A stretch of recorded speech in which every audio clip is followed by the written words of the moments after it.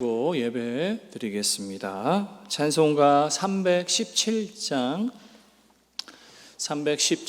내 주 예수 주신 은혜 317장 우리 한 장 부르고 예배 드리겠습니다.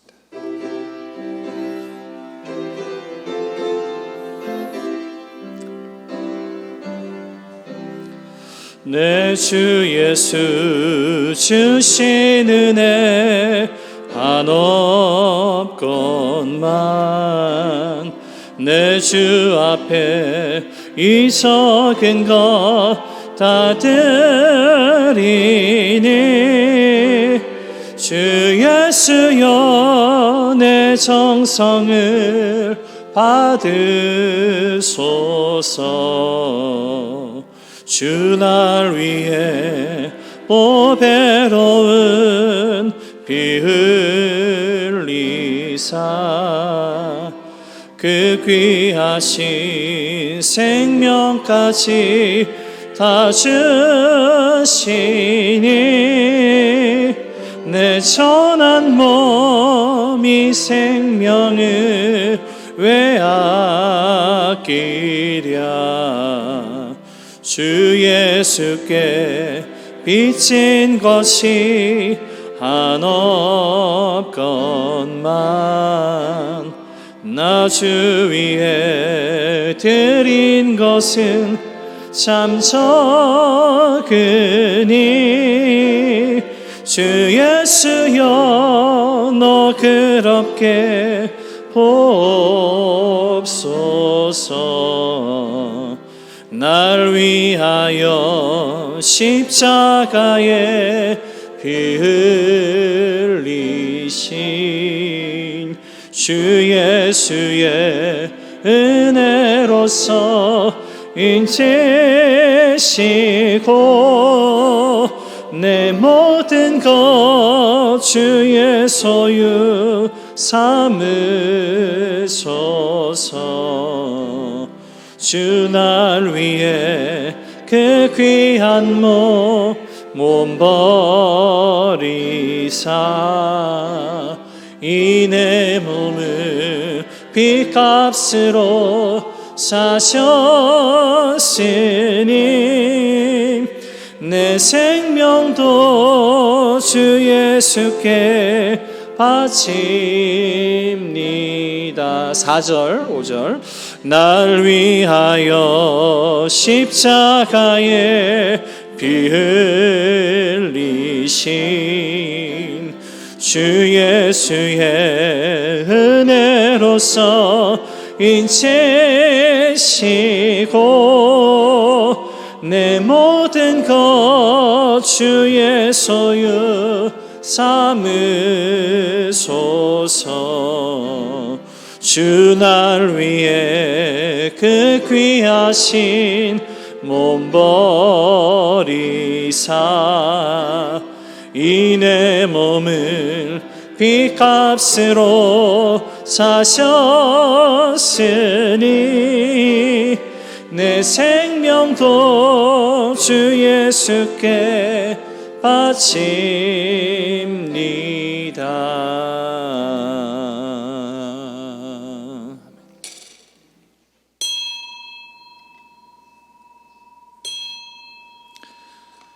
시간이 되었습니다. 모두 자리에서 일어나 주시기를 바랍니다.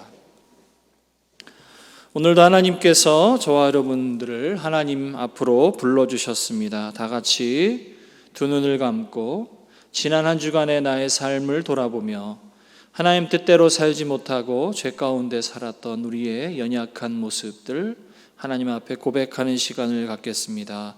우리 참회의 기도 드리겠습니다.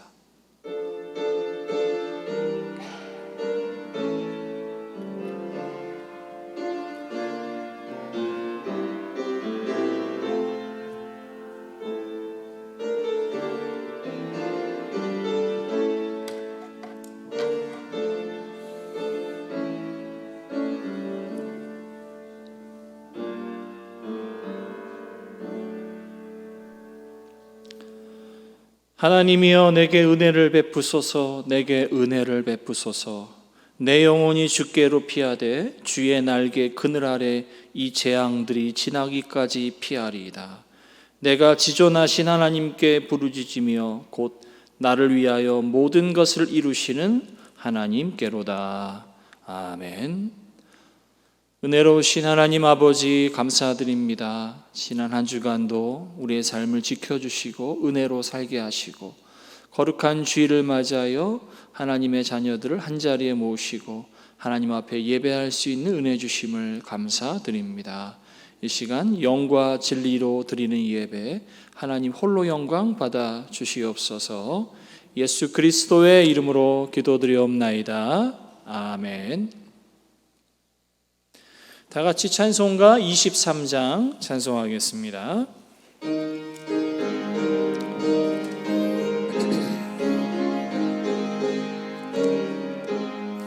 만입이 내게 있으면 그 입 다 가지고 내 구주 주시는 종을 늘 찬송하겠네. 내 은혜로신 하나님 날 도와주시고 그 크신 영광 널리 펴 다 알게 하소서. 내 주의 귀한 이름이 날 위로하시고 이 귀의 음악 같으니 참 희락되도다. 내 죄의 권세 깨뜨려 그 결박 크시고 이 주한 마음을 비로소 고정케 하셨네. 아멘. 사도신경으로 우리의 신앙을 고백하겠습니다.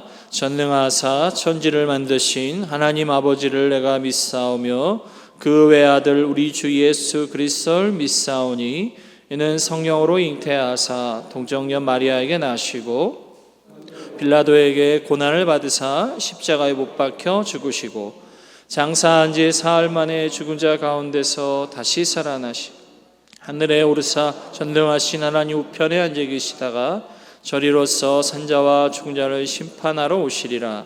성령을 믿사오며 거룩한 공회와 성도와 서로 교통하는 것과 죄를 사하여 주시는 것과 몸이 다시 사는 것과 영원히 사는 것을 믿사옵나이다. 아멘. 찬송가 제일 뒤쪽에 있는 교동문 48번입니다.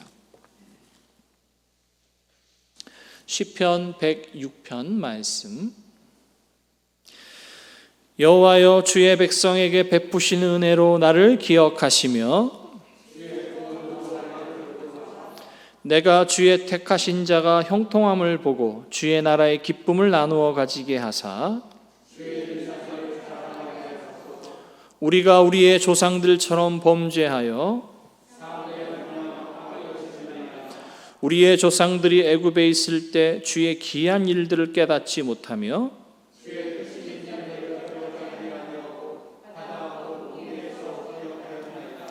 그러나 여호와께서는 자기의 이름을 위하여 그들을 구원하셨으니 이에 홍해를 꾸짖으시니 곧 마르니 그들을 인도하여 바다 건너가기를 마치 광야를 지나감 같게 하사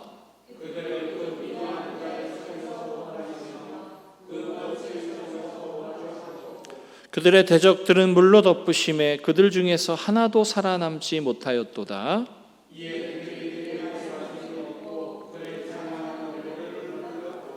아멘. 자리에 앉으시기 바랍니다. 찬송가 288장 찬송하겠습니다.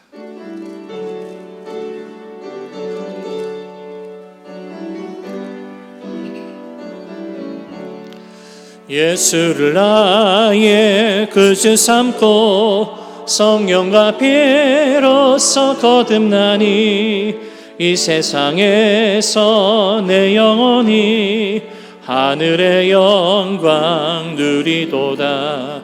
이것이 나의 간증이요 이것이 나의 찬송일세.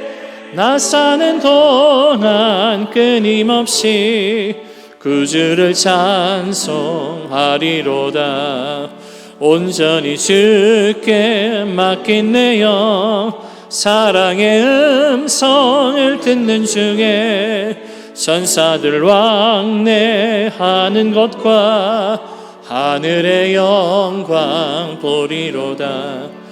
이것이 나의 간증이요, 이것이 나의 찬송일세.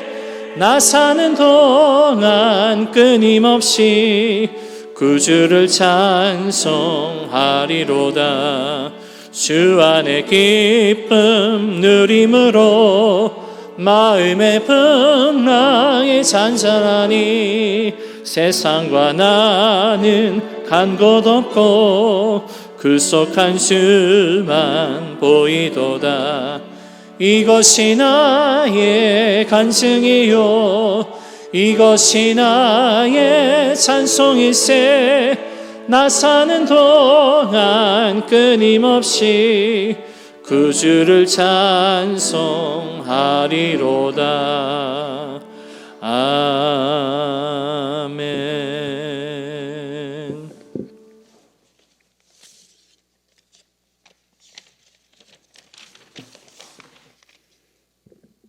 다 함께 기도드리겠습니다. 길이요 진리요 생명이 되신 하나님 아버지, 풍성한 결실의 계절을 허락하시고 단풍이 곱게 물든 아름다운 자연을 주시니 감사합니다. 지난 한 주간도 저희를 주님의 사랑과 은혜의 보호 속에 살게 하시고 이 시간 주님의 거룩한 제단 앞에 엎드려 영과 진리로 예배드려오니 홀로 영광 받아 주시옵소서. 사랑의 하나님, 길을 잃고 헤매던 우리들을 주님의 빛 가운데로 인도하셔서 항상 소망을 갖고 세상을 살아가게 해주심에 감사를 드립니다. 주님께서는 누구든지 나를 따라오려거든 자기를 부인하고 자기 십자가를 지고 나를 따르라고 말씀하셨지만 우리는 그 반대로 살았던 것 같습니다. 자기 십자가를 부인하고 세상과 타협했으며 구별된 삶이 아니라 끝없는 욕심과 시기, 질투 등 세상에 많은 죄를 지으며 살아왔음을 고백합니다. 사랑의 하나님, 이 모든 죄를 용서하여 주시옵소서. 주님이 주신 말씀으로 새롭게 변화되게 하옵소서. 주의 말씀이 나의 등에, 나의 발에 등이 되고 지팡이가 되어 인생의 여정 안내자로 삼기를 원합니다. 이 시간 나라와 민족을 위하여 기도합니다. 코로나19가 세계 모든 나라와 우리나라에도 오랜 기간 동안 많은 환자들이 발생하여 사회적 거리 두기를 인해 경제적, 정치적, 생활의 어려운 가운데 있습니다. 또한 예배도 대면 예배 일부와 방송을 통해 가정에서 예배를 드리고 있습니다. 소방의 주님, 속히 코로나19가 이 땅에서 사라지게 하셔서 예배가 회복되게 하시고 정치, 경제 모든 분야가 회복되게 하여 주시옵소서. 남과 북, 보수와 진보의 갈등 모든 문제가 하나님의 사랑으로 해결되어 주님께 영광 돌리며 살아가는 민족이 되게 하여 주옵소서. 코로나19 바이러스 방역에 수고하는 담당자, 의료진, 봉사자들을 이루하여 주셔서 맡겨진 사명 감당하며 병상에 있는 환자들이 속히 회복되어 건강한 삶을 살아가게 하여 주시옵소서. 찬양교회를 사랑하시는 하나님 아버지, 하나님께서 이곳에 찬양교회를 세우시고 하나님은 나를 위해 많은 일들을 감당하게 하심에 감사를 드립니다. 코로나로 인해 많은 분들이 교회에 출석하지 못하고 있지만 온라인 예배로 함께 할 수 있어 감사를 드립니다. 어디에 있든지 마음을 다해 예배에 참석하게 하옵소서. 우리 교회가 하나님의 선하고 기뻐하시는 온전하신 뜻을 이루기 위해 기도하게 하시고 하나님의 말씀 위에 바로 서게 하여 주옵소서. 모든 믿음의 권속들에게 성령 충만함을 더하여 주시고 가정에서는 하나님을 주인으로 섬기며 세상에서는 빛과 소금의 사명을 감당하는 믿음의 자녀들이 되게 하여 주옵소서. 세우신 기관과 부서들이 있습니다. 코로나19로 모임을 갖지 못하고 있지만 주님의 은혜로 하나님께 영광을 드러내게 하시며 항상 충성과 봉사가 넘쳐나는 기관과 부서가 되게 하여 주옵소서. 육신이 연약한 자들을 주님께서 그들을 만지시고 고쳐 주셔서 주의 살아계심을 체험하는 시간이 되게 하여 주옵소서. 코로나19로 인해 사업에 어려움을 겪는 가정들이 많이 있습니다. 주님께서 그들을 붙잡아 주시고 회복하여 주셔서 다시 소생하는 일터가 되기를 원합니다. 예배를 위해 수고하며 애쓰는 주의 백성들을 붙들어 주사 주님의 은혜로 충성 봉사하는 힘과 지혜를 주시옵소서. 이 시간 말씀을 전하시는 목사님을 영과 육이 강건케 하시고 성령님께서 늘 함께 하셔서 도와주셔서 목회의 모든 사역 가운데 성령의 열매가 풍성하게 하옵소서. 선포되는 말씀이 우리의 마음속에 깊이 새겨지며 말씀을 듣는 우리 모두가 말씀대로 살아가게 도와주시옵소서. 우리를 죄에서 구원하신 예수 그리스도의 이름으로 기도드립니다. 아멘.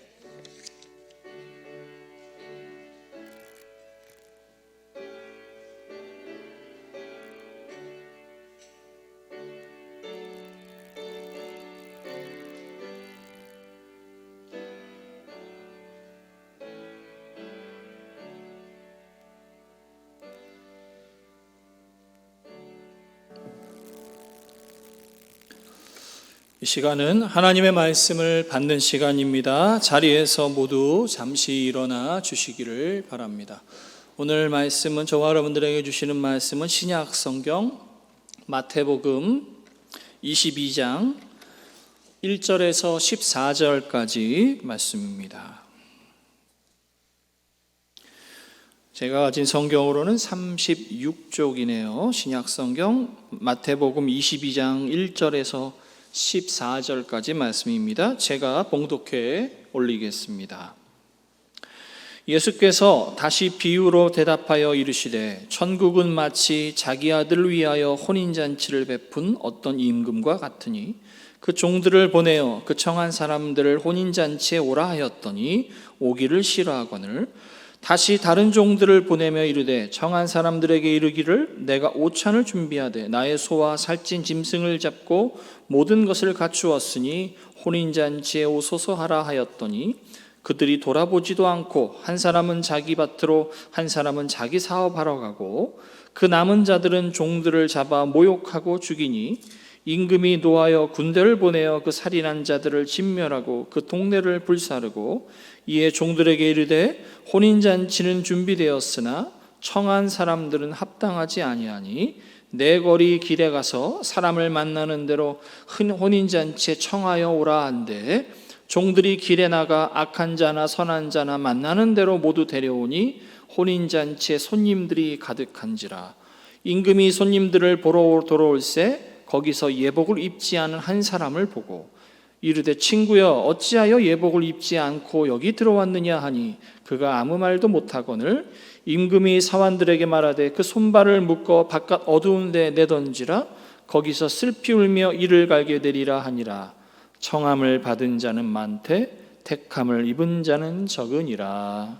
아멘. 아름답고 귀한 말씀 생명샘이로다. 아름답고 귀한 말씀 생명샘이로다. 자리에 앉으시기 바랍니다. 이 시간 하나님 앞에 특별 찬양으로 영광을 돌리겠습니다.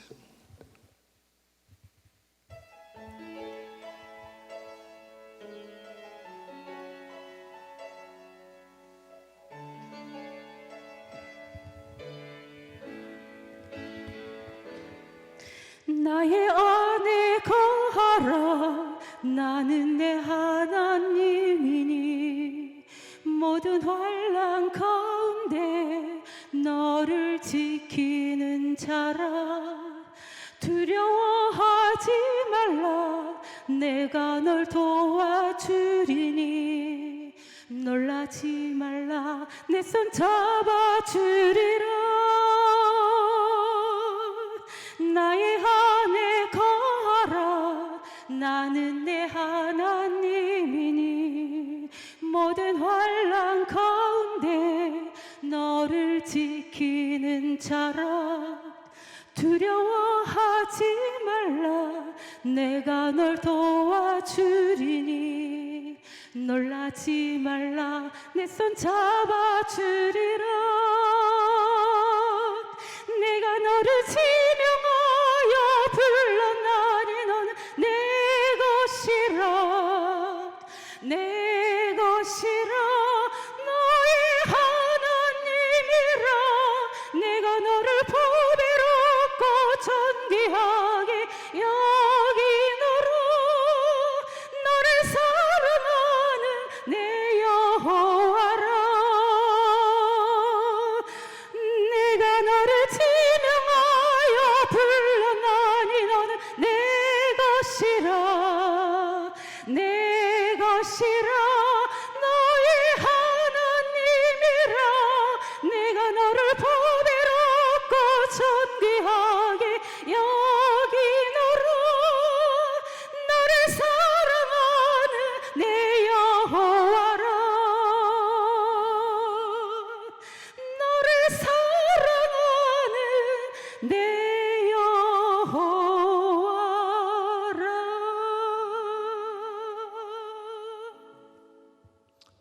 아멘. 잠시 기도하겠습니다. 하나님 아버지 감사합니다. 오늘도 하나님이 들려주신 은혜의 말씀에 귀를 기울입니다. 사람이 떡으로만 사는 것이 아니라 하나님 입에서 나오는 말씀으로 살 것이다 하셨습니다. 오늘도 그 말씀이 우리 삶에 힘이 되게 하시고 우리 삶이 위로가 되게 하시고 소망이 되게 하시고 한 주간도 그 말씀을 늘 묵상하며 살아가는 우리 찬양교회 성도들 되게 하여 주시옵소서.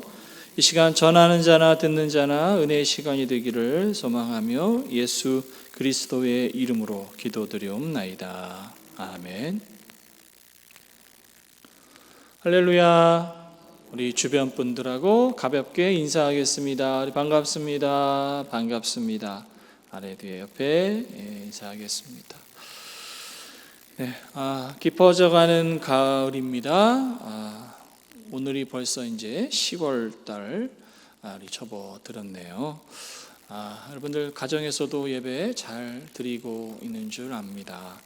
예전에 그런 얘기를 들은 적이 있어요. 처음에 영상 예배 시작할 때는 다들 어떤 분들은 양복도 입고 목욕을 재개하고 테레비 앞에 앉아서 진짜 예배를 드리는 것처럼 했는데 점점 영상 예배가 길어지면서 복장이 조금씩 자유로워지면서 어느 순간에는 잠옷을 입고 머리는 다 까치집이 된 채로 예배를 드리는 모습으로 바뀌었다라는 얘기가 있습니다. 물론 여러분 영상으로 드리는 예배도 예배인 것은 틀림이 없습니다만 우리 사람이란 게 그런 것 같아요. 그렇죠? 마음가짐이 아무래도 하나님 앞에 나와서 현장에서 예배 드리는 것보다는 좀 마음이 흐트러지고 집중이 좀 잘 안 되는 것은 사실인 것 같습니다. 물론 영상 예배를 통해서도 은혜롭게 예배를 잘 집중해서 드리는 분들도 있을 테지만 아무튼 여러분 빨리 속히 코로나가 더 많이 완화가 돼서 다시 현장에서 다 같이 예배 드릴 수 있는 날이 올 수 있기를 함께 기도하셨으면 좋겠습니다. 자, 오늘 저와 여러분들에게 주신 하나님 아이고 깜짝이야. 네, 죄송합니다. 네. 가슴이 깜짝 놀래가지고 네. 네, 지금 생방송이다 보니까 가끔 이런 좀 실수가 있을 수 있습니다. 네, 오늘 저와 여러분들에게 주신 하나님의 말씀 제목을 한번 따라 읽어볼까요? 주보에도 있고 오늘 화면에도 나오네요. 같이 한번 읽어보겠습니다. 시작. 왜 예복을 입지 않았느냐? 네, 한국 사회는 몇 해 전부터 경제적 위기 속에 어려움을 겪고 있습니다. 뭐 비단 우리 대한민국뿐만 아니라 전 세계적으로 지금 경제적 위기 속에 있죠. 거기에 더불어서 코로나 사태가 확산이 되면서 이 경제적 위기는 더 심화되고 있습니다. 특히 이 경제적 위기가 찾아오게 되면 가장 먼저 찾아오는 것이 바로 실업률은 올라가고 취업률은 떨어진다라고 하는 것입니다. 최근 한국경제연구원이 전국 4년제 대학 재학생과 졸업생 4,153명을 대상으로 조사를 했는데요. 2020년도 대학생 취업 인식도 조사를 했는데 올해 2020년도 대학생들 졸업생 예상 취업률이 44.5%로 조사가 됐다라고 합니다.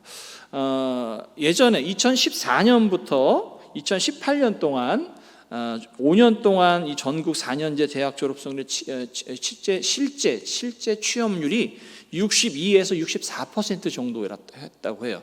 좀 쉽게 설명드리면 10명이 졸업을 하면 6명은 취직이 됐다라는 것입니다. 그런데 올해 전망은 44% 정도라고 하니까 완전 뒤바뀌었죠. 졸업하는 대학생, 우리 청년들 10명 중에 4명만이 취직을 하고 6명은 백수로 살아야 한다는 것이죠. 참 우려스러운 수치가 아닐 수 없습니다.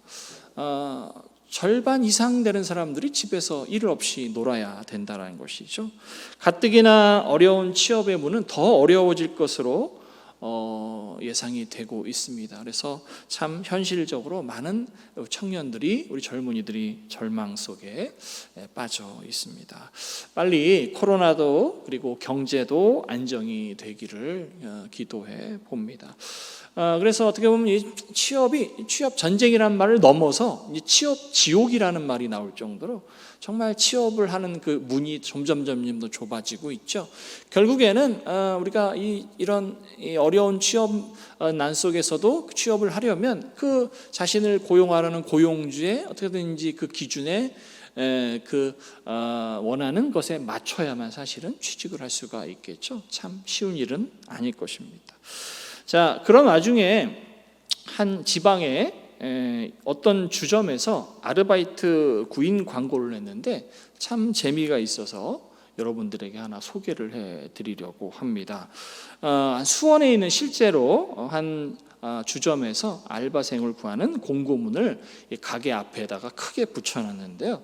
한번 영상을 하나 보여주시죠. 네, 여기 보시면 이렇게 진짜 이렇게 가게 앞에다가 구인란을 붙여놨어요. 여기 보시면 아래와 같이 함께 일할 가족을 모집합니다라고 했는데 가만히 보시면 한쪽에는 남자, 한쪽에는 여자, 조건이 좀 달라요. 뽑는데 보시면 여자 같은 경우에는 여러분 보실 때는 오른편이네. 여자 같은 경우는 면접만 보면 돼요. 면접 끝입니다. 근데 남자 알바생 같은 경우에는 6차까지 시험을 통과를 해야 되는데 1차는 영어 시험을 통과해야 되고 2차는 경영학을 배운 사람이어야 하고 세 번째는 수리 영역에 아주 좀 실력이 있어야 되고 4차는 철인 3조 경기를 통과해야 된다라고 해요. 자, 5차는 적성 검사를 마쳐야 되고 그제서야 6차 면접을 볼 수 있다는 겁니다. 이 말은 뭘까요, 여러분? 맞습니다. 네. 남자 직원 안 뽑겠다는 얘기예요. 그렇죠? 오직 여자 직원만 뽑겠다는 아주 사장님의 투철한 아주 확고한 의지가 보이는 광고다라고 할 수가 있겠습니다. 참 재미있죠. 자, 오늘 우리가 살펴본 마태복음 본문을 살펴보면 다시 화면을 바꿔주시고 네, 오늘 본문의 이야기는 예수님의 비유 이야기를 다루고 있습니다. 오늘 마태복음 22장에 있는 내용은 1절에서 14절까지의 내용은 임금의 혼인잔치라고 흔히 불리는 제목으로 불리는 예수님의 비유 이야기입니다. 자, 오늘 본문 이야기는 사실은 21장의 뒷부분에 나오는 후반부에 나오는 포도원 농부 비유 이야기와 연결이 되는 이야기다라고 할 수가 있겠습니다. 그래서 포도원 농부 이야기, 그것도 비유 이야기인데 예수님께서 자신을 찾아온 대제사장들과 바리새인들 향하여서 하신 비유의 말씀입니다. 우리 앞장으로 잠깐 넘어가서 마태복음 21장 45절을 한번 읽어볼까요? 마태복음 21장 45절 다 같이 시작. 제사장들과 바리새인들이 예수의 비유를 듣고 자기들을 가리켜 말씀하신 줄을 알고, 자, 그래서 21장 뒷부분에 나오는 포도원 농부의 이야기 있는 대제사장과 바리새인들을 향하신 예수님의 비유의 말씀입니다. 자, 그리고 나서 이제 오늘 본문으로 이어지게 되는데, 오늘 본문 1절에 보면 예수께서 다시 비유로 대답하여 이르시되, 다시, 그래서 22장 1절 14절에 있는 본문도 누구를 향한 말씀인가 하니 앞서 말씀드린 대제사장들과 바리새인들 향하여 하신 비유의 말씀이다 라고 이렇게 말할 수가 있겠습니다. 자, 먼저 우리가 21장 후반부에 나오는 포도원 농부의 비유를 여러분들에게 잠깐 소개를 좀 해드리겠습니다. 이 포도원 농부 이야기는 이렇습니다. 어느 마을에 큰 포도원을 가지고 있는 주인이 있었는데, 어느 날 잠시 타국으로 갈 일이 생겨서 타국으로 간 사이에 이 포도원을 잘 운영할 농부들을 모집하고 그 농부들을 고용하게 됩니다. 그래서 농부들에게 잠시 포도원을 맡기게 되죠. 자, 타국으로 떠난 이 포도원 주인은 농부들이 포도원을 잘 관리하고 있나 궁금해서 자신의 종들을 포도원으로 보내게 되어지게 되죠. 그런데 이 포도원을 둘러보기에 찾아온 이 종들을 이 농부들이 잡아서 죽입니다. 그리고 이 소식을 접한 이 포도원 주인이 이 농부들이 괘씸하네, 그럼 내 아들을 한번 보내봐야 되겠다. 그래서 이 포도원 주인의 아들을 다시 그 포도원으로 보내게 되어지게 되죠. 설마 내 아들인데 어떻게 하지 못하겠지? 라는 마음이 있었던 것 같아요. 그런데 이 농부들은 이 아들마저도, 포도원 주인의 아들마저도 죽이게 됩니다. 참 끔찍한 일이죠.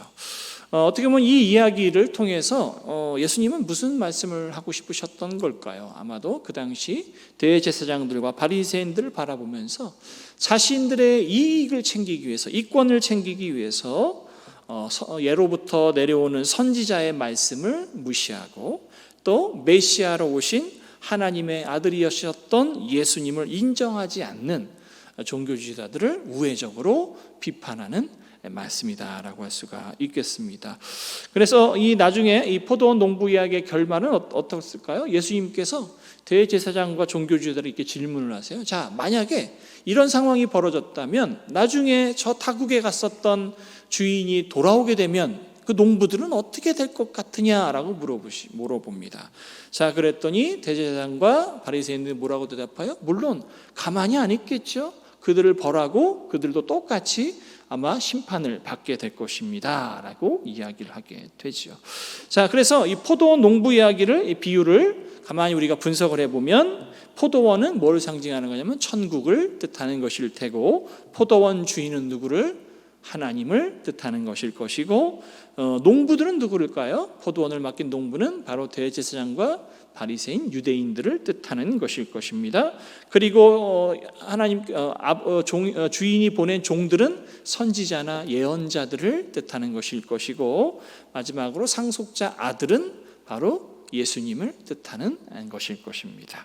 자, 이 이야기에 이어서 이제 바로 22장에 보면 이제 이어서 바로 또 예수님께서 비유의 이야기를 또 하나 들려주십니다. 임금님의 혼인잔치라는 이야기를 들려주시게 되는데요. 자, 이야기의 전체적인 줄기도 여러분들에게 이야기해드리면, 자, 어느 마을에 한 임금이 살았는데 그 임금이 자기 아들의 결혼식이 잡히고 날짜가 잡히면서 주변에 있는 측근들에게 내 아들 결혼식에 와 주십시오라고 초청장을 다 보내게 됩니다. 아마도 아들의 결혼식이니까 뭐 가족이나 친지나 아니면 주변에 덕망 있는 귀족들을 아마 이 임금은 초대를 했을 것입니다. 하지만 그들은 이 왕의 초대에도 불구하고 참석하지 않았습니다. 뭐 사업하러 가고 땅 밭으로 일을 하러 가고 전혀 그 초대에 응하지를 않았죠. 뿐만 아니라 왕의 초대장을 가지고 있는 종들을 그들은 무시하고 멸시하고 오히려 종을 잡아서 죽이는 그런 참 참혹한 일이 벌어지게 됩니다. 사실 여러분, 예로부터 보면 왕이 보내는 사신이나 왕이 보내는 서찰 같은 거는 어떤 힘이 있습니까? 곧 그 사신은 왕이죠. 왕의 권한과 어떤 왕의 어떤 그런 힘을 가지고 있는 것이 바로 이 왕이 보낸 사신들이나 서찰인데, 이들의 말 그대로 이 왕의 서신을 거절하고 왕이 보낸 종들을 죽였다는 것은 결국 누구를? 왕을 무시하고 왕을 죽인 것과 같은 것이죠. 바로 임금은 진노했습니다. 그리고 그 자리에서 바로 군대들을 파견해서 자신의 초대장을 거부하고 자신의 종을 죽인 이들을 진멸하였다라고 오늘 성경에는 기록을 하고 있습니다. 자, 어떻게 보면 초청장을 많이 발송을 하고 잔치는 아주 화려하고 아주 풍성하게 준비를 했는데 손님이 없습니다. 하객들이 없어요. 자, 그래서 임금은 머릿속으로 하나의 묘안을 짜냅니다. 우리 한번 8절에서 10절까지 오늘 본문 말씀을 읽어보겠습니다. 22장 8절에서 10절 다 같이 한번 읽어보겠습니다. 시작. 이에 종들에게 이르되 혼인잔치는 준비되었으나 청한 사람들은 합당하지 아니하니 내 거리 길에 가서 사람을 만나는 대로 혼인잔치에 청하여 오라 한데 종들이 길에 나가 악한 자나 선한 자나 만나는 대로 모두 데려오니 혼인잔치에 손님들이 가득한지라. 아멘. 자, 임금은 종들에게 다시 한번 명령을 내립니다. 지금 즉시 길거리로 나가서 아무나 누구든지 닥치는 대로 왕궁으로 다 초대해라 라는 것이 임금의 명령이었습니다. 자, 그래서 종들은 왕의 명령대로 길거리에 나가서 닥치는 대로 이 사람 저 사람 가릴 것 없이 초대하고 그들을 왕궁으로 불러들이기 시작합니다. 자, 어느덧 잔치 시간이 되었어요. 비어있던 잔치 자리에 사람들이 북적북적 가득 차게 되었습니다. 자, 잔치를 보러 온 임금은 한참 이 북적북적한 사람들을 바라보다가 그 사이에서 뭔가 문제를 발견했습니다. 그것은 바로 예복을 입지 않고 온 사람을 발견한 것입니다. 그래서 임금은 그 자리에서 종들을 시켜서 예복을 입지 않은 자들을 묶어서 어두운 바깥으로 집어 던져라 라는 아주 무서운 명령을 내리게 되어지게 되죠. 자, 오늘 예수님께서 들려주신 이 임금의 혼인잔치 비유의 이야기는 앞서 말씀드린 포도원 농부 이야기가 조금 비슷하게 들려집니다.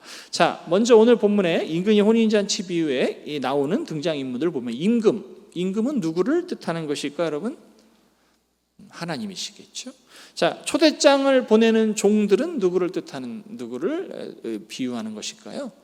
아마 선지자나 예언자들 또 복음을 전하는 이들을 뜻하는 것일 겁니다. 자, 아까도 말씀 잔치는 말 그대로 천국을 의미하는 것이겠죠. 자, 그러면 초대장을 받았던 임금의 최측근들은 누구를 가리킬까요? 바로 종교 지도자들을 뜻하는 것이겠죠. 자, 여기까지 너무나도 비슷합니다. 그렇죠. 그런데 이후의 이야기가 조금 앞서 나온 포도원 농부 이야기가 좀 차이점이 있습니다. 자, 앞에 나온 포도원 농부 이야기는 거기서 끝이 났어요. 그렇죠? 농부들이 나중에 주인이 돌아와서 크게 벌을 받았을 것이다. 뭐 이런 이야기로 끝을 났습니다만, 이 오늘 본문의 임금님의 혼인잔치 비유 이야기는 임금이 거리로 나가서 아무나 이 혼인잔치로 데려오게 시켰다라고 하는 부분이 조금 다른 부분이다라고 할 수가 있겠습니다. 자, 여기서 하나의 의문점이 있습니다.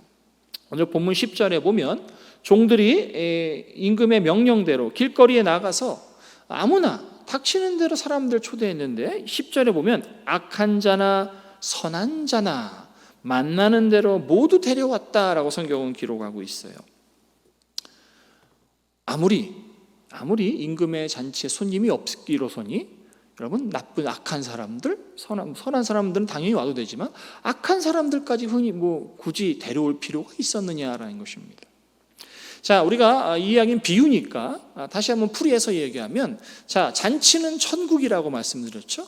자, 천국에 어떻게 선한 자와 악한 자. 선한 자는 뭐 천국에 당연히 들어가는 거겠지만 어떻게 악한 자들까지도 잔치에 들어올 수가 있느냐라는 문제입니다. 여러분 어떻게 생각하십니까?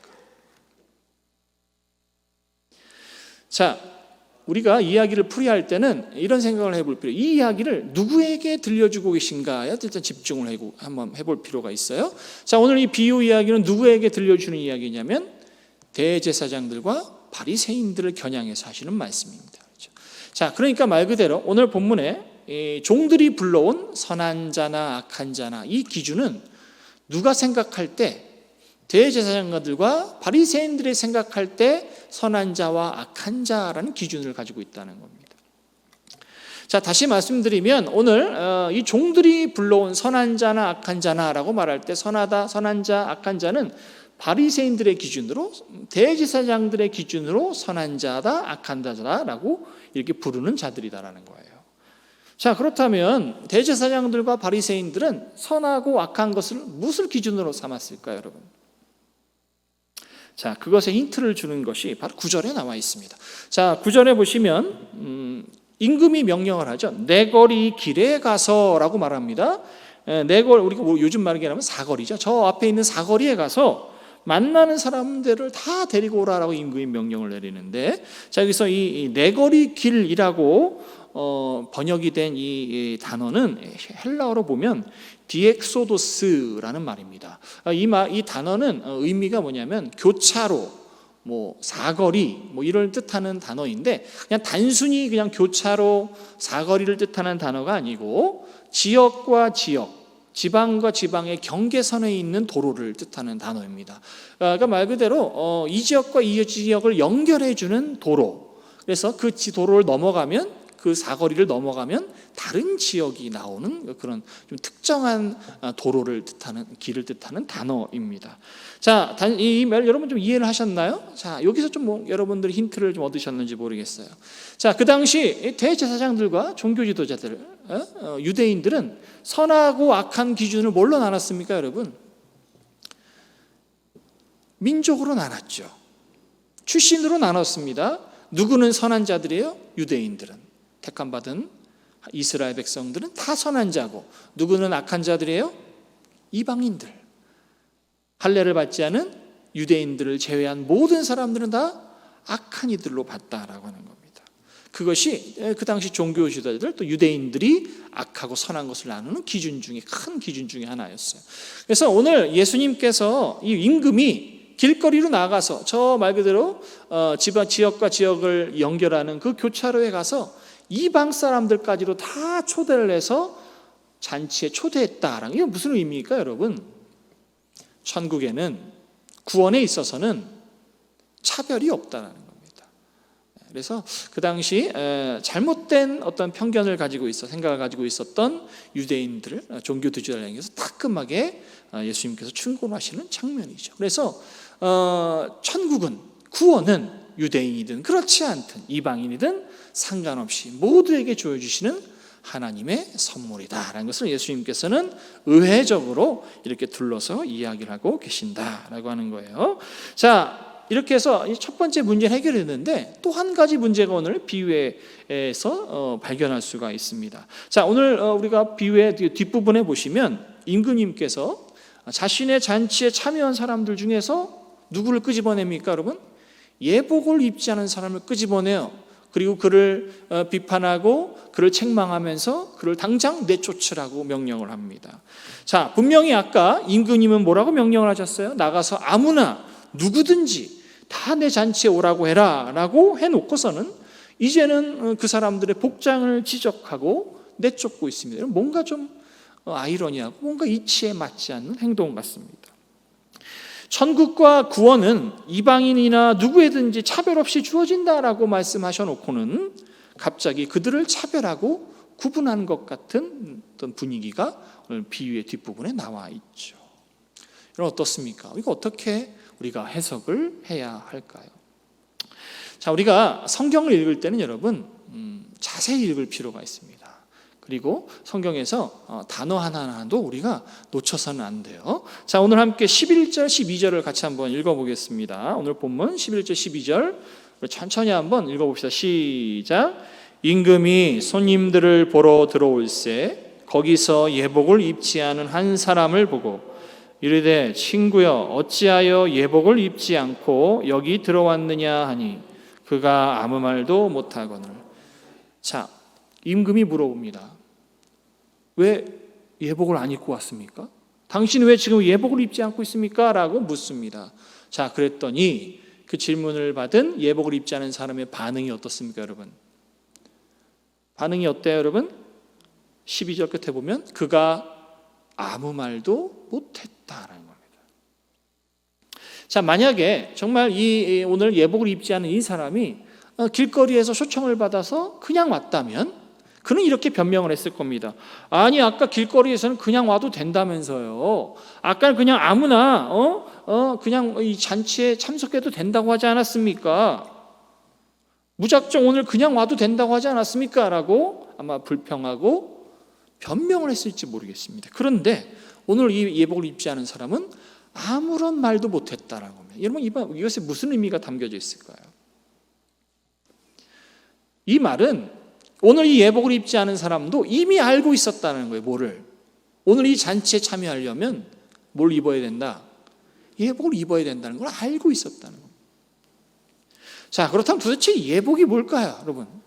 우리가 이제 예복이라고 하면 뭔가 굉장히 갖춰져 있고 뭐 정해져 있는 어떤 복장으로 생각하지만 이 예복은 모든 어떤 그 고가의 아니면 뭐 정해져 있는 옷을 뜻하는 것이 아닙니다. 명품 옷을 말하는 것도 아니에요. 그러면 이 예복은 도대체 뭘 의미하는 걸까요, 여러분? 말 그대로 이 잔치집에 어울리는 누가 되지 않는 최소한의 어떤 예의를 갖춘 복장을 말하는 것입니다. 여러분, 임금님의 그래도 잔치인데 최소한의 예의는 좀 지켜야 될 것 아닙니까, 여러분?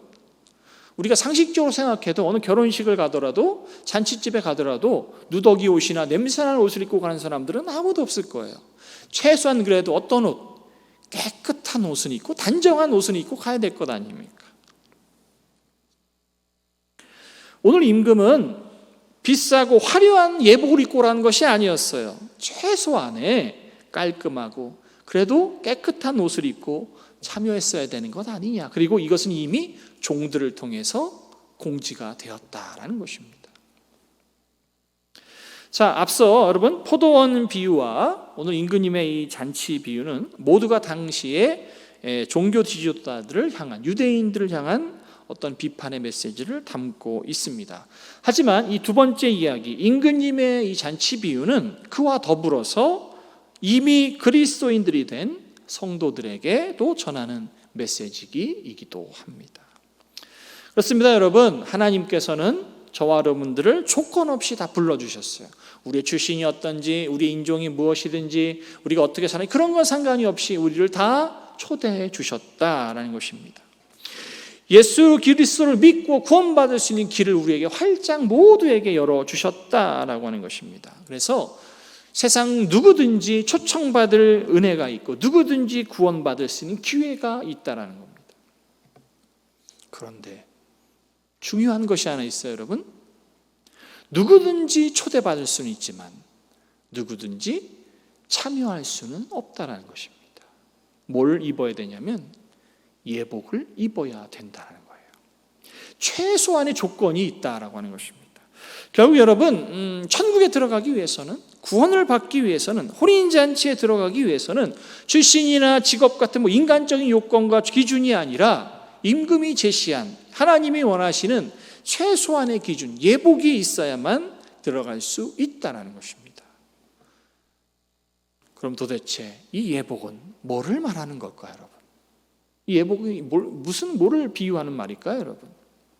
자, 우리 성경 구절을 하나 찾아보겠습니다. 요한계시록 19장입니다. 우리 제일 뒤에 성경 요한계시록 19장 7절 8절을 한번 찾아서 한번 읽어보겠습니다. 요한계시록 19장 7절 8절 두 절 말씀입니다. 418쪽이에요. 같이 한번 읽어보겠습니다. 다시 하셨죠? 7절 8절 시작. 즐거워하고 크게 기뻐하며 그에게 영광을 돌리세. 어린 양의 혼인 기약이 이르렀고 그의 아내가 자신을 준비하였으므로 그에게 빛나고 깨끗한 세마포 옷을 입도록 허락하셨으니 이 세마포 옷은 성도들의 옳은 행실이로라 하더라. 아멘. 자, 이 예복은 뭐를 뜻하는 것일까요, 여러분? 행실이라고 요한계시록에서는 기록을 하고 있죠. 자, 오늘 다시 본문으로 돌아와서 예수님께서 마지막 14절에 이런 말씀을 하십니다. 같이 읽어볼까요? 오늘 본문 22장 14절 다 같이 시작. 청함을 받은 자는 많되 택함을 입은 자는 적으니라. 아멘. 좀 쉽게 풀이하자면 초대받은 사람은 많은데 택함을 받은 자들은 적구나라고 주님이 말씀하고 계시다라는 겁니다. 자, 여러분, 어떤 조건도 없이 저와 여러분들을 불러주신 하나님의 은혜가 놀랍고 감사합니다. 하지만 다 부르심을 받았다고 해서 다 구원을 받는 것은 아니다라는 겁니다. 부르심을 받았다면 그 부르심에 합당한 삶을 살아야 하는 것, 그것이 우리에게 주신 최소한의 조건이다라는 겁니다. 여러분, 상식적으로 생각해 그렇지 않겠습니까? 내 마음대로 내 멋대로 그렇게 살면서 천국에 들어가 보겠다. 이거 여러분 도둑놈 신부 아닙니까? 오늘 예수님께서 당시에 대제사장과 유대인들이 하신 말씀이지만 더불어 저와 여러분들에게도 하시는 한탄일 수도 있습니다. 야, 어떻게 청함을 받은 자들은 많은데 택함을 받은 자들은 일이 적을까?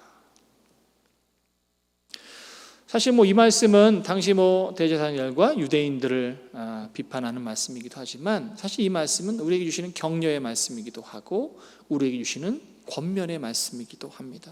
이 말을 뒤집어 이야기하면 너희들은 예복을 잘 준비하며 살고 있느냐라고 묻고 계시는 겁니다. 저와 여러분들 하나님 나라에 들어갈 예복을 잘 준비하고 계십니까? 갑자기 오늘이라도 우리가 하나님의 나라에 초대가 된다면 저와 여러분들이 입을 예복은 준비되어 있습니까? 아니면 그 예복 어디에 둔지도 모르고 그것이 깨끗한지 더러운지 관심도 없이 어디엔가 팽개쳐져 있는 것은 아닙니까? 한번 지난 우리의 삶을 돌아보시는 우리 찬양교회 성도님들이 되시기를 소망합니다. 어떻게 보면 예수님께서, 하나님께서 좀 우리에게 이런 말씀하신 거예요. 얘들아, 너희들 정말 구원받은 사람이라면, 정말 너희들이 천국에 들어갈 사람이라고 한다면 좀 최소한의 예의는 지키고 살아야 되는 건 아니겠니? 최소한의 좀 그 이름답게 살아야 되는 건 아니겠니? 라고 우리에게 당부를 하시는 말씀이 아닌가 생각이 됩니다. 사랑하는 성도 여러분, 하나님 우리에게 큰 거 바라시는 거 아니에요. 우리에게 대단한 거 요구하시는 건 아닙니다. 그래도 하나님의 자녀의 이름에 걸맞는 그 정도 최소한의 예의는 지키며 살아가기를 원하신다라고 하는 거예요. 참 오늘 예수님의 말씀이 참 서글프게 들리는 것 같습니다. 사랑하는 찬양교회 성도 여러분, 오늘이라도 주님께서 천국 잔치를 여실지도 모르겠습니다. 여러분들의 예복은 잘 준비되어 있습니까? 아니면 저 장로 깊숙이 어딘지도 모르게 먼지만 풀풀 쌓여서 때가 지륵지륵 껴가지고 나중에 꺼내서 입지도 못할 만큼 그렇게 썩어져 가고 있는 것은 아닌지 한번 우리들의 신앙생활을 한번 돌아보시는 우리 찬양교회 성도님들이 되시기를 주님의 이름으로 간절히 소망합니다. 우리 기도하겠습니다. 오늘 예수님의 한탄이 우리의 마음에 울리는 것 같습니다. 얘들아, 너희들 최소한 예의는 지키며 살아야 될 건 아니겠느냐? 하나님 나라에 들어가려면 최소한의 예복은 갖춰 놓아야 되지 않겠느냐라고 우리를 책망하시는 것 같습니다. 우리는 늘 하나님의 은혜를 조건 없이 은혜로 받았음에도 불구하고 그 은혜를 잊어버리고 여전히 하나님의 자녀답지 못하게 살아가고 있는 것은 아닌지 이 시간 우리가 걸치고 있는 예복들을 돌아볼 수 있는 우리 찬양교회 성도들 되게 하여 주시옵소서.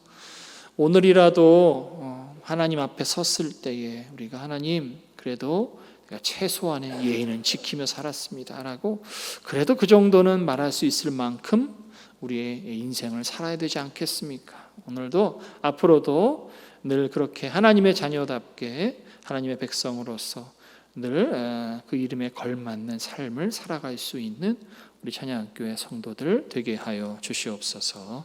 예수 그리스도의 이름으로 기도드리옵나이다. 아멘.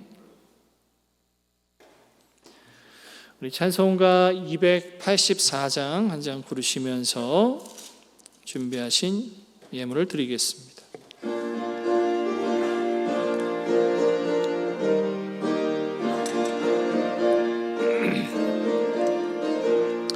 오랫동안 모든 죄 가운데 빠져 더럽기가 한량 없던 우리들 아무 공로 없이 그 원함을 얻어 하나님의 자녀 지금 되었네. 주의 그 사랑 한량 없도다. 찬송할지어다. 예수의 공로 주의 그 사랑 한량 없도다. 찬송할지어다. 예수의 공로 주의 보혈로서 정결하게 씻겨 죄악에서 떠나 몸이 되었고 세상 근심 그름 간 곳 없어지니 하나님의 빛이 영화롭도다. 주의 그 사랑 한량 없도다.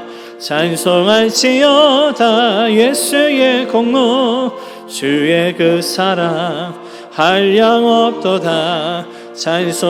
찬송할지어다. 예수의 공로 죄의 깊은 잠과 뜬 세상의 꿈을 어서 깨어나라 나의 친구여. 은혜 받을 날과 구원 받을 때가 지금 온 세상에 선포되었네. 주의 그 사랑 한량 없도다. 찬송할지어다. 예수의 공로 주의 그 사랑 한량 없도다. 찬송할지어다. 예수의 공로. 감사 기도드리겠습니다. 하나님 아버지 감사합니다. 오늘도 하나님의 사랑하시는 귀한 자녀들 하나님 앞에 나올 때 그냥 나오지 아니하고 귀한 예물을 하나님 앞에 드립니다. 하나님이 주신 은혜 너무나도 크고 감사하여 드립니다. 하나님 기뻐 받아 주시옵소서. 열의 하나를 구별하였습니다. 내가 먹고 마시며 입고 사는 모든 것들이 하나님이 주신 것임을 고백하며 신앙 고백으로 드렸습니다. 그 중심을 기억하시고 그의 삶에 하나님께서 약속하신 대로 하늘의 문을 여시고 더 큰 은혜와 복을 부어 주시옵소서. 범사에 감사하여 드린 손길들이 있습니다. 어려울 때 채우시는 하나님을 기억하게 하시고 풍성할 때 늘 그것을 마르지 않게 유지하여 주시는 하나님의 은혜를 기억하며 어느 순간에서도 늘 감사하는 믿음을 더하여 주시옵소서. 선교와 구제를 위해 드렸습니다. 어려운 시대지만 나보다 더 어려운 이들, 또 하나님이 기뻐하시는 한 영혼을 위해 드렸습니다. 이 예물이 정말 하나님이 기뻐하시는 곳에 어려운 이들, 소외된 이들, 또 한 영혼을 위해 잘 쓰여지도록 성령님 인도하여 주시옵소서. 우리 찬양교회 모든 가정들 사업장에 복을 더하시고 의인의 장막은 영영히 하나님이 지켜주시고 세워주시겠다 약속하여 주셨습니다. 하나님이 붙드시는 가정, 하나님 붙드시는 사업장들 되게 하여 주시고 날마다 어려운 시대 부족함이 없도록 하늘의 양식, 육의 양식 하나님들 채워 주시옵소서. 늘 감사드리며 예수 그리스도의 이름으로 축복하여 기도드리옵나이다. 아멘. 교회 소식 시간입니다. 주보에 있는 소식란 참고해 주시기를 바랍니다. 2020년도에도 여러분 예배 말씀 기도로 승리하시는 한 해 되시기를 바랍니다. 코로나 사태로 인해서 참 신앙생활을 유지하기가 참 쉽지 않은 시대를 살고 있습니다. 그런데 여러분, 사실 다 핑계예요. 핑계입니다. 저 북녘 땅에 있는 우리 성도들을 보면 그들은 목숨을 내놓고 예배드리잖아요. 그렇죠? 목숨 내놓고 말씀 보고, 목숨 내놓고 기도하고 있습니다. 참 그런 거에 비하면 우리는 너무 좀 몸을 사리는 것 같은 느낌이 있습니다. 물론 코로나가 위험하고 또 여러 가지 우리 삶과 연결이 되는 것은 사실입니다만, 여러분, 오늘 말씀처럼 그래도 우리는 그리스도인인데 신앙적인 면에서 최소한의 어떤 그런 하나님 앞에 예의는 지키며 살아야 되는 것 아닐까요? 여러분, 예배 더 열심을 내시고 사모하시고, 또 집에서도 말씀, 기도 여러분 게으리하지 않도록 스스로를 좀 이렇게 단련하시고 좀 이렇게 점검해 보시는 우리 성도님들 되셨으면 좋겠습니다. 네, 코로나 사태가 속히 종용될 수 있도록 계속해서 기도 부탁드립니다. 지금 현장 예배와 가정 예배를 병행하고 있습니다. 아마 오늘 오후쯤에 다시 또 정부에서 방침을 발표할 거라고 해요. 그래서 그것을 보고 또 참고를 해서 또 저희가 교회도 예배의 방향을 또 설정을 하도록 하겠습니다. 그래서 일단은 우리 장로님들하고 상의해서 또 상황에 맞춰서 예배를 조금 더 유동적으로 이렇게 해야 될 것 같습니다. 아마도 이 코로나 사태가 짧게 끝날 것 같지는 않아요. 그렇죠? 그래서 그런 사태에 맞춰서 상황에 따라서 조금 예배를 유동적으로 좀 이렇게 한번 운영을 하는 것을 한번 상의를 한번 해 보도록 그렇게 하겠습니다. 일단은 오늘 오후에 나오는 정부 방침을 한번 보고 그것에 따라서 또 이렇게 유동적으로 움직이도록 하겠습니다. 여러분, 바뀐 상황이 있으면 여러분들에게 공지하도록 그렇게 하겠습니다. 네, 코로나 사태로 시대의 어려운 개척교회와 선교처를 위해서 기도 부탁드립니다. 실제로 여러분 지금 많은 개척교회들이 문을 닫고 있는 실정입니다. 임대료 때문에 지금 너무 어려워들 하고 있어요. 그래서 참 그런 부분들은 참 우리가 다 도와줄 수 있는 부분이 아니라 참 안타깝습니다. 해외에 있는 우리 선교처들도 좀 어렵다고 해요. 전도 자체도 못 하고 있고 또 선교 단체도 지금 운영이 쉽지가 않다라고 합니다. 아무튼 다 어려운 시대이죠. 여러분, 생각나실 때마다 또 우리 교회가 후원하고 있는 우리 개척교회들을 또 우리 선교사들 위해서 여러분 기도 부탁드리겠습니다. 네, 나머지 광고는 주보에 있는 내용들을 여러분 참고해 주시기를 바랍니다. 자, 다른 광고 특별히 없으시죠? 네, 없으시면 우리 다 같이 모두 자리에서 일어나셔서 주님이 가르쳐 주신 기도 찬양으로 부르겠습니다. 찬송가는 635장입니다.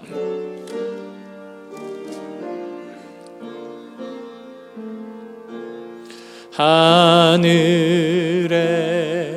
계신 아버지 이름 거룩하사 주님 나라 임하시고 뜻이 이루어지다. 일용할 양식 주시고 우리들의 큰 죄 다 용서하옵시고 또 시험에 들게 마시고 악에서 구원하소서. 대개 주의 나라 주의 권세 주의 영광 영원히 아멘.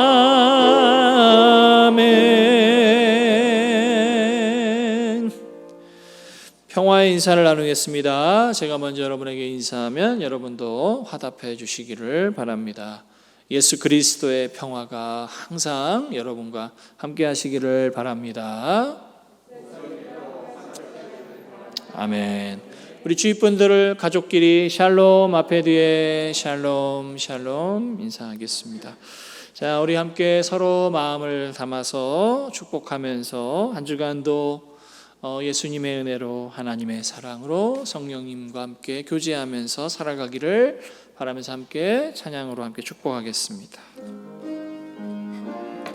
자, 우리 함께 서로 마음을 담아서 예수님의 은혜와 하나님의 사랑과 성령님의 사귐이 우리와 함께 하기. 다시 한번 예수님의 은혜와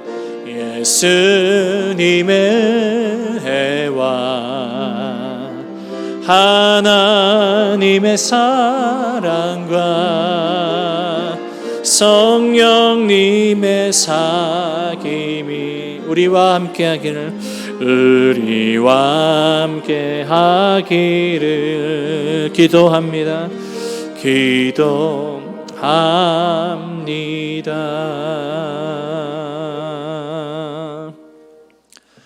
하나님 아버지, 하나님께서 이름도 없이 빛도 없이 아무런 조건 없이 우리를 불러주셨습니다. 예수 그리스도를 통하여서 천국에 가는 문을 활짝 열어주셨습니다. 그럼에도 불구하고 우리는 그 은혜를 잊어버리고 하나님의 자녀답지 못하게 하나님 뜻대로 살지 못할 때가 얼마나 많습니까? 이 시간 하나님이 우리에게 들려주시는 그 음성, 얘들아, 최소한의 천국의 자녀답게, 백성답게 그 예의는 지키며 살자꾸나. 그 음성에 다시 한번 귀를 기울일 수 있는 우리 주의 백성들, 자녀들 되게 하여 주시옵소서.